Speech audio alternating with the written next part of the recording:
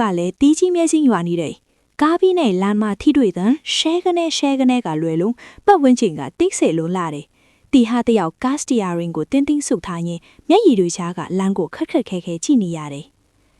ဘေးကုံမှာတော့သူ့ဇနီးမေကသွေးရိုင်ထဲမှာလဲဟောင်းနေလေရဲ့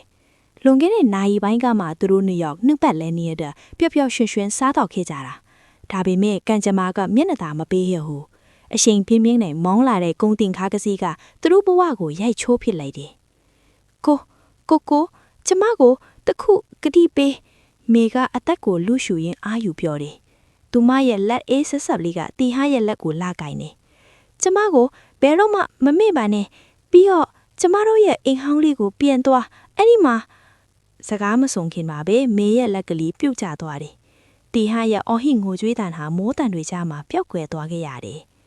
6 လအကြာမှာပီဟာမေးတဲ့နောက်ဆုံးဆန္ဒအတိုင်းသူတို့ငငယ်ကနေခဲ့တဲ့တောဆက်ကအိမ်ဟောင်းလေးကိုပြန်ရောက်လာခဲ့တယ်။အိမ်တကားကိုဖွင့်လိုက်တဲ့အချိန်မှာထူးဆန်းတဲ့အေးဆက်မှုတစ်ခုကသူ့ကိုစီးချိုနေတယ်။အေကန်တဲ့ကနေရန်ကနာရီကြီးကသူတို့ကားတိုက်ခံရတဲ့အချိန်ပါပဲရက်တက်နေတာကိုမြင်လိုက်တဲ့အခါတီဟာရဲ့ကြောရိုးတဲ့စိန်ခနဲဖြစ်သွားတော့တယ်။အဲ့ဒီညမှာပဲအပေါ်တက်ကနေဒေါက်ဆိုတဲ့ခြေထံကိုသူကြားလိုက်ရတယ်။တီဟာအသက်ရှူအောင်ထားရင်အပေါ်တက်ကိုမောက်ချိလိုက်တယ်။အိမ်ဟောင်းကြီးကနှစ်ပေါင်းများစွာလူမနေတာကြောင့်ဖုံလွေတက်နေပေမဲ့ခုနကခြေတံကရှင်းလင်းကြည့်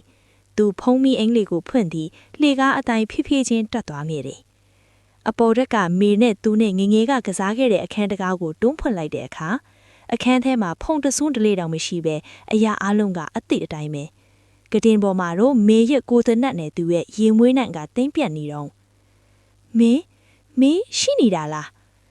သူကတင်ပေါ်မှာထိုင်လိုက်တဲ့အချိန်မှာပဲမှန်တင်ကွန်ပေါ်ကမှန်ထဲမှာရောင်ပြန်တစ်ခုကိုမြင်လိုက်ရတယ်။မှန်ထဲမှာသူ့နောက်မှာမိန်းကလေးတစ်ယောက်ရပ်နေတယ်။ဖြူဖြောနေတဲ့မျက်နှာစုပ်ပြတ်နေတဲ့ဝတ်စုံနဲ့အဲ့ဒါမေပဲ။ဒါပေမဲ့မေရဲ့မျက်လုံးတွေကသွေးရောင်လွှမ်းနေပြီးသူမရဲ့ပါးစပ်ထဲကသွေးတွေအဆက်မပြတ်စီးကြနေတာပဲ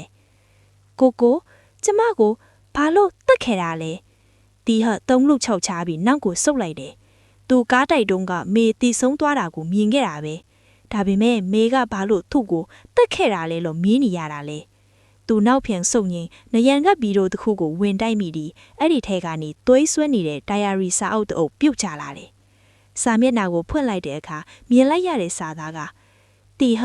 ရှင်ကကျမကိုတကယ်ချစ်တာလားဒါမှမဟုတ်ရှင်ဖုံးဝေထားတဲ့လွတ်ရှုပွဲကြီးကိုကျမတိသွားမှကြောက်နေရလားdiary စာမျက်နှာအားလုံးမှာမေရဲ့လက်ရေးလှလာလေးတွေနဲ့တီဟတ်တခါမှမသိခဲ့တာဒါမှမဟုတ်မေ့ဖြစ်ချင်ခဲ့တဲ့အကြောင်းအရာတွေဖြစ်နေတယ်။ဇူလိုင်9 ရက်တီဟတ်ကျမကိုတတ်ဖို့စူးစမ်းနေတယ်လို့ခံစားရတယ်။မငင်းညကကားဘရိတ်မမိတာဟာတိုက်ဆိုင်မှုမဟုတ်ဘူး။သူကျမရဲ့အသက်အာမဂိမ်းကြီးကိုလိုချင်နေတာလား။မဟုတ်ဘူးမေကိုမင်းကိုမတတ်ခဲ့ဘူး။တီဟတ်အော်ဟစ်လိုက်တယ်။ဒါပေမဲ့အခန်းထဲမှာဘယ်သူမှမရှိတော့ဘူး။ခုနကမြင်လိုက်တဲ့မေရဲ့ဝိညာဉ်ကလည်းပျောက်ကွယ်သွားပြီဒါပေမဲ့အင်းအောက်ထဲကနေခစ်ဆိုတဲ့ထူးဆန်းတဲ့ရဲတန်းတစ်ခုထွက်ပေါ်လာတယ်အဲ့ဒီရဲတန်းကမေရဲ့အတန်မဟုတ်ဘူးပိုပြီးကြမ်းထမ်းတဲ့စိတ်ဆုပ်ဖို့ကောင်းတဲ့အတန်ကြီးတီဟာလေကားကနေဆင်းဖို့ပြင်လိုက်တဲ့အချိန်မှာနေအင်းရှိတကားကြီးကအပြင်ကနေတစုံတယောက်ကတော့ခောက်လိုက်တယ်လို့ကြောက်ခဏအတန်ကြားလိုက်ရတယ်သူဒီအိမ်ထဲမှာပိမိသွားပြီအိမ်ထဲမှာလျှက်စစ်မီးနေတစ်ဖြက်ငင်းလိုက်ဖြစ်နေတယ်အဲကန်ထဲကဆိုဖာပေါ်မှာလူတစ်ယောက်ကြောပြီးထိုင်နေရကိုတွေ့လိုက်ရတယ်။အဲ့ဒီလူကတီဟတ်နဲ့ပုံစံတူဝတ်ထားတယ်။မင်းကဘာတူလဲ။ထိုင်နေတဲ့လူကဖြည်းဖြည်းချင်းလွှဲလိုက်လေ။အဲ့ဒီလူကတီဟတ်ကိုယ်တိုင်ပဲ။ဒါပေမဲ့မျက်နှာမှာတော့ကားတိုင်မှုကြောင့်ရရှိထားတဲ့ဒဏ်ရာအနာအစာတွေနဲ့ပြည့်နှက်နေတယ်။ငါကမင်းရဲ့အမှန်တရားပေါ်တီဟာမေကကားတိုင်လို့တေးတာမဟုတ်ဘူး။တီဟတ်သိတာမယ်။အဲ့ဒီညကမေကမတေးသေးဘူး။သူမင်းကိုကူညီဖို့တောင်းပန်ခဲ့မဟုတ်လားဒါပေမဲ့မင်းဘာလုပ်ခဲ့လဲတီဟရဲ့ခေါင်းထဲမှာပုံရိပ်တွေဒရိပြန်ပေါ်လာတယ်သွေးအိမ်ထဲမှာလဲနေရဲ့မီသူမရဲ့လက်ကတီဟရဲ့အင်ကြီးကိုဆွဲထားတယ်ဒါပေမဲ့တီဟကသူမကိုကဲမဲ့စားတော်တော့မပြောနဲ့တော့တီဟနားနှစ်ဖက်ကိုပိတ်ပြီးထိုင်ချလိုက်တယ်အဲ့ဒီအချိန်မှာပဲအင်းအပေါ်တက်ကမေရဲ့အော်ဟစ်တန်ကြီးထွက်ပေါ်လာတယ်တီဟကဲပါအောင်ပူတယ်အရှားပူတယ်အင်ကြီးထဲမှာအပြာရောင်မီးတောင်တွေစတင်လောင်ကျွမ်းနေပြီးတီဟရဲ့ခြေထောက်တွေကိုအေးဆက်ဆက်လက်ချောင်းတွေကရင်ပြောင်အောက်ကနေထွက်လာပြီးဖမ်းဆွဲလိုက်တော့ပါတော့တယ်။လွတ်ငါ့ကိုလွတ်တီဟာအတင်းယုံကန်ပေမဲ့ ကျန်းပင်အောက်ကအေးဆက်ဆက်လက်တွေကတန်ကောင်တွေလိုကြစ်နီအောင်စိုးကန်ထားတယ်အပြာရောင်မီးတောက်တွေကတဖြည်းဖြည်းနီးကပ်လာပြီးအခန်းထဲမှာအပူရှင်ကတိုးလာတယ်ဒါပေမဲ့ထူးဆန်းတာကအဲ့ဒီအပူကအသားကိုလောင်တာမဟုတ်ပဲစိတ်ဝိညာဉ်ကိုလောင်မြိုက်နေသလိုပဲမိခိုးငွေတွေကြားတဲ့ကနေမေရဲ့ဝိညာဉ်ဟာလေထဲမှာဝဲဖြဲ့ရင်သူ့အနာကိုရောက်လာတယ်သူမရဲ့မျက်နှာကခုနလိုကြောက်စရာမကောင်းတော့ပဲ